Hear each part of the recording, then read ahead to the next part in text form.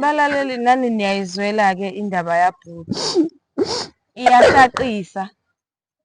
Umama onjani othi ingane yakhe ayenze into embi enganeni yakhe? Inhloso kamama hlahla ukuthi abulale uThabani azwise lo umamkhulu ubuhlungu. Wathi uma kumele mina ngidlengule usisi wabo omncane. Hayibo. Kanti uma wakho ngempela hayibo babukela emakhaya niyangizwisa yini? Sanibonani babukela emakhaya lo phambi kwenu isibutubutu saseThekwini. Ngisakuyona-ke ishow iMasibuyisane. Sibonge futhi ngama-subscribers u-2K. Siyabonga kakhulu niqhubeke njalo lokhu ni-subscribe ni-like. Angihambi ngedwa-ke la. Ngihamba nobhuti. Ubhuti wethu uthe ucela ukuba u-anonymous ngoba kunodaba asiphathele lona. Athe uzokwazi ukulichaza mayese ngibona ayike mosusibizile isibutubutu siyasondela. Angithi phela mina ngisuka enkandla bengiphuza imamba. Okay-ke lana-ke bhuti wami sawubona unjani? Yebo sawubona sisi wami. Ubhuti-ke ngithanda ukuthi ayichaze ukuthi yena ungubani wakephi usukaphi and usiphatheleni bhuti ngoba phela ngithe mengibheka lapho udaba lakho wathi uzosichazela mawususibona. Suyasibona-ke manje bhuti. Sisi wami igama ngicela ukungazisho kodwa ngokuhlala ngihlala eMvoti. Ya ngikhulele eMvoti. Ubhuti-ke akasithatha sibeke naba nabalaleli emakhaya bafuna ukuzwa nje udaba lakho ngoba phela sengibabizile. Angifuni ukubabizela mahhala. Ngicela ukubuza sisi wami ukuze siqale uhlelo ngoba kade ngifuna ubo-anonymous. I-voice yami izoshintshwa yini qala uhlelo? Khululeka i-voice into encane leyo sizoyishintsha. Akekho ozokubona, akekho ozokuzwa. Thina sifuna udaba. Hhayi kezwakala sisi wami. Ngibonge ithuba eliyingqayizivele. Ngibhalele kwi-show iMasibuyisane show ngoba ngicela usizo. Ya nginenkinga enkulu kakhulu. Mhlampe nombukeli ekhaya engase sifake isandla kuyo le nkinga le engibhekene nayo. Ya. Indaba yakho ithini bhuti? Ufuna kufakwa isandla? Kanjani bhuti? Awungichazele nje, awunabe nje, awuchaze nje sakunaba udaba lakho ngiluze ukuthi luthini udaba. Ngifuna ukuzwa udaba khona kuzothi uma kufakwa izandla sazi ukuthi zifakwaphi. Okay sisi wami. Sengiyiqale ekuqaleni indaba. Ngikhule ngihlala nobaba. Ubaba ushadele esithenjini. Unamakhosikazi amabili. Unamakhosikazi amabili. Uboma wami obezala kuyimina nosisi wami uThandeka. Bese kuthi umama mkhulu lo ngale ube nomfana oyedwa. Umfana wakho oyedwa. Ya sisi wami. So sibutubutu. Inkinga isekuthenini ubhuti wami waboshwa usena 5 years aboshwa. Ya. Ubhuti wakho waboshwa shuthi wena ufuna ukufakwa isandla sokuthi mhlampe akhishwe ejele noma wayeboshelwani kahle kahle? Awungichazele. Ish. Alright sisi wami. uThabani bekubhuti wami ezalwa nawo ubaba oyedwa. Ngoba ngisho ukuthi sizalwa umama bahlukene kanye nosisi wami uThandeka. Inkinga yaba sekuthenini umama ongizalayo umuntu owayenesikhwele kakhulu futhi ngasho ukuthi ube umuntu obenosathane kakhulu. Ngizocela nje ukusho lokho ngingakasibiki isitori sonke ukuthi ubhuti wami waboshwa ngenxa yami. Ya ubhuti wami waboshwa kwakungenxa yami ngoba waboshwa so Okay bhuti ngiyakuzwa. Uma wakho wayenosathane kusho ukuthi wayenesikhwele kubaba wakhe efuna ukuba yedwa. Waboshwa ubhuti wakho, waboshwa ngenxa yakho. Yini le owayenza eyazi ukuthi kuze kuboshwe ubhuti wakho? Uma wakho unomthelela yini kulento eyenzeka futhi awusifake nje esithombeni silandele indaba nathi. Sibutubutu sisi wami, ngingasho ukuthi umama unesandla ekuthenini ubhuti wami agcine eboshiwe, kodwa futhi ubhuti wami waboshwa kungenxa yami. Sengikuthatha nje ngikubeka esithombeni.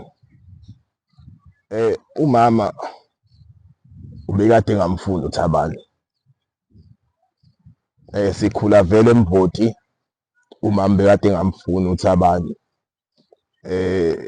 Shuthi ngelunye usuku umama khona la ayekade ethi khona angidisi uThabani. Umama ngolunye usuku wayefike namakhekhe, wathi anginikeze umfowethu uThabani edle amakhekhe ayekade enoshevu. Inhloso kamama hlahla ukuthi abulale uThabani azwise lo umamkhulu ubuhlungu. Yo, hayi babukeli nani niyayizwela-ke. Abazali balwa ngey'ngane emakhaya ukuze befuna ukuthi belwe izimpi zabo. Wena bhuti wami, pho wena wase wenzani? Wamdlisa uThabani amakhekhe? Cha, ngalolo suku angimdlisanga. Akubanga lolo suku lolo ngenxa yokuthi uThabani bengimkhonzile njengobhuti wami. Kwabe ukuthi umama ngenkathi enginikeza amakhekhe lawo walisho kumele lidliwe mina, walikhomba nekumele lidliwe uThabani. Into engayenza ngathatha lelo okumele lidliwe uThabani ngalilahla, ngahlephula kuleli bekumele lidliwe mina. Ngase ngidla uThabani. Umama wabona uThabani edla, kanti ngase ngimnikeze leli ikhekhe vele engase ngilihlephulelwa kumele lidliwe mina. Kwathi ngalolo suku lolo uThabani, umama wayelokhu eyomcheck uThabani endlini yakhe ukuthi usefile yini, kodwa manje uThabani lutho ukufa. Ngamtshela umama ngathi mina shuthi umuthi wakho lo wamagundwane u-weak. Ngamtshela ukuthi shuthi umuthi wakho wamagundwane u-weak, mhlampe sesingazama enye indlela, kodwa futhi ekuzameni enye indlela umama into eyinkinga ubesebenzisa mina. Saze sasimbi-ke lesi sitori sakho bhuti. Manje wena noma wakho ubudlelwane-ke bagcina buphelele kanjani? Uma yena usaphila? Uma akasekho. Yo. Eyi bhuti wami, indaba yakho inzima. Kodwa-ke ngifuna ukuthi sifike la kule eyenza ukuthi uThabani kube uyena oboshwayo. uThabani yena-ke manje-ke useboshelwani-ke? uThabani eboshweni kwakhe shuthi kwadlula sezwama amaviki angazi noma ngizothi amathathu noma awu-4. Kodwa into eyenzeka emva kwalapho wangivalela endlini, uma wathi uma kumele mina ngidle ngolusisi wabo omncane. Hayibo, kanti uma wakho ngempela, hayibo babukela emakhaya niyangizwisa yini? Kanti uma wakho ube inhlobo enjani? Uma wakho ukhulelephi kahle kahle vele yena? Wonke lo mqondo anawo ubekade ewuthathaphi? Ungcwatshelwephi vele? Ngoba phela bahlala khona emvodini, ubaba wangcwatshelwa khona emvoti. Ushonile ngempela, unesiqiniseko sokuthi uyena lo washona uma wakho? Washona ubaba, bamfihla ekushoneni kwakhe futhi umba wamane nje walala wangabe esavuka. Angazi, ngicabanga ukuthi wase kuyi umdana, uyabona umuntu iy'ndlela ezimbi azenzayo. Wamthatha. Ngiyaxolisa bhuti wami, kodwa mase ukhala kanje kuyazwela ncede. uma wakho ukufakile enkingeni, yabo nje ukulimazile ngomqondo uma wakho ube wrong, akumele mengabe uwumzali ufundise ingane ukukhohlakala uthi ayenza izinto ezimbi kwabanye abantu. Kwakumele yena lezo zimpi zakhe azilwele yena, hhayi ukuthi azilwe ngawe nabafowenu ngoba phela abafowenu njengoba senisele nje nina, senisele nina niy'ngane zandawonye, akasekho yena. Sekumele nina nisale nisizane. Nizosizana kanjani-ke uma ngabe nina nizondana ngoba phela abazali bayashona? Yena uMakaThabane ukhona nobaba wakho ukhona? Ubaba usaphila yena. Ubaba usaphila uthi noMakaThabane naye usaphila. Into eyinkinga nje sisi wami ukuthi uMakaThabane uyangithanda kakhulu. Ubesithatha ngendlela eyodwa noThabane umamkhulu. Besithatha okuyingane and lento eyenzeka kuThabane ukuze eboshwe engakayichazi yamphatha kakhulu ngoba phela umama osontayo usindisiwe futhi. So nje sisi wami ngingasho ukuthi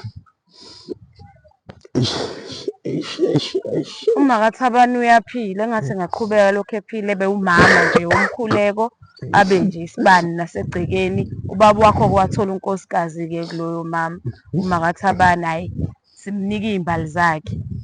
Manje-ke engifuna ukukwazi nengifuna ukuthi nombukeli emakhaya akuzwe ukuthi uThabane uboshelweni njengamanje, uphi yena usisi wakho? usisi wami yena, usisi wami usakhona yena. Ukhona usisi wami. Uyafunda, khona into ayenzayo, uyasebenza. Wena bhuti uyasebenza? Lutho sisi wami, lokhu engangiqeda isikole ngine-trauma ngoba le nto yenzeka ngifunda u-grade 12 and ngaphasa nango-H, ngaphasa nango-H, u-term 1 wonke no-term 2 no-term 3 ngangithola o-A. Bathi kwathi isikhathi sa-matric ngathola ngaphasa ngo-H. Shuthi ibe nomthelela yonke lento yama wakho, waphazamiseka nasesikolweni. uThabane washona ngifunda u-grade 12. uThabane ubefunda u-grade 11. Washona uThabane noma waboshwa? uThabane waboshwa ngixolisa sisi wami. Oh, hhayi khululeka, ngiya-understand. Usudlule kokuningi kakhulu. Yebo, so isitori sithi ekuboshweni kwaThabane uma wathi angilale nodadewethu ngoba kade ngichazile ukuthi ngalala nodadewethu ebusuku, wathi angicindezele ngesicamelo. Ngamhlekula, ngamhlekula. Hey, uma wakho bhuti wathi lala nosisi wakho, usisi wakho amzalayo yena, Ayimzala. nawe wavuma? Uma ubenokungkhomba ngomesi ekamereni angithembisa ungigwaza athi mina ngi-useless. Ngeke ngiyibone indlela yempumelelweni uma ngizoba deep ngoba ubekade ngibiza ngawo wonke amagama uyiduphunga. So ekuboshweni kwaThabane ngafika ngamdlengula udadewethu sisi wami, yabo. Ngangimdlengula ngathatha i-under kaThabane ngoba umama wayekade eshile, ngayifaka eceleni ngaphansi kombhede la khona usisi ayedlengulele khona, ngamdlengulela khona. Vele ngimdlengula nje usisi wami ngimcindezele ngesicamelo. Uma ngimcindezela ngesicamelo ngibeka umese entanyeni yakhe ngithi nje wavula lesi sicamelo ongakahambi ngizombulala. Ngakwenza lokho sisi wami, ngakwenza. So uThabane usejele ngenxa yami.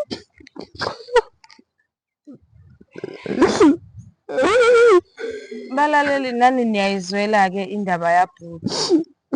Iyashaqisa. Umama onjani othi ingane yakhe ayenze into embi enganeni yakhe? Uma wakho bhuti akekho right. Manje pho uThabani namanje usaboshiwe. uThabani waboshwa udili eyajele. So ngoba ngahlangani lutho manje 4 years isikole ngasiqeda. uThabani seno-5 years yena esejele. Usisi wakho yena-ke wenza njani ekhaya? Wenza njani nje? Wayiswa kwi-counselling, wathola usizo nje uyakhopha kodwa kahle? Usisi engingakusho ukuthi ngoba naye isikole usasiqeda, ukusho khona ukuthi ngasho ngithi usakudlulisa kodwa uyamzonda uThabani because usisi unalento ukuthi yena usisi wamthandela, unalento ukuthi uThabani yena wamdlengula kanti wadlengulwa yimina. Ubaba wakho noma kaThabani bona yabathinta kanjani le ndaba? Kwabanjani nje ekhaya bhuti wami? Kumanje nje kunjani nje? Abakholwanga ukuthi uThabani usebenza lento, abakholwanga kodwa basho uThabani bayibuza ukuthi under kaThabani kanjani ngoba uThabani wayekade engekho ngisho ukubabika kuyindlu enkulu esasilele kuyona. Kodwa manje bayabuza. Ubuye kodwa ukuyomvakashela uThabani ejele? Angazi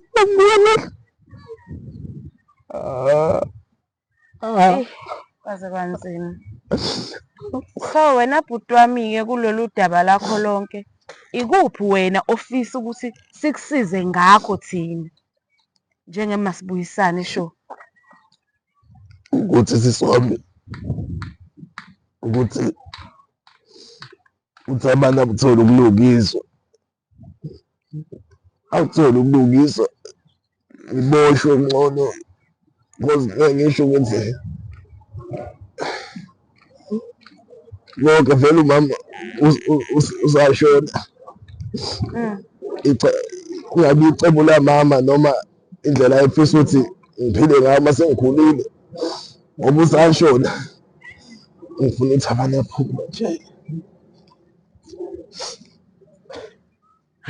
Nawe-ke mbukeli-ke uyayizwela-ke lapha ekhaya. Sizolindela ukuthi sizwe ama-comment, ni-subscribe, mase-ke niyasitshela ukuthi indaba enjena siyilungisa kanjani, ikuphi okufanele sikwenze ngoba uma senginimemile nami sizosizana sonke kuleli khaya leMasibuyisane Show. Sisi wami angazi ngempela ukuthi ngoba ngibhalele uhlelo lolu, sisi wami ngiyinto vele engayilutho kumanje. U-H wami awungenzeli lutho. Omakhelwane bangixenxa bathi angibuyele esikoleni ngoba ngangihlakaniphile. Kodwa manje angikhoni ukubuyela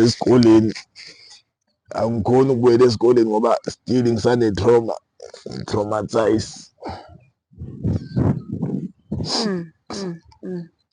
Shuthi kumele ubone abe-counselling. Yo.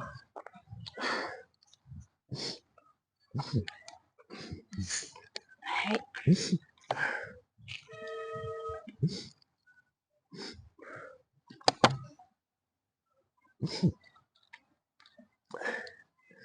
Ngasho ngithi ngiyayidinga i-counselling. Iyomisa le ndaba yakho bhuti. Uyayidinga i-counselling.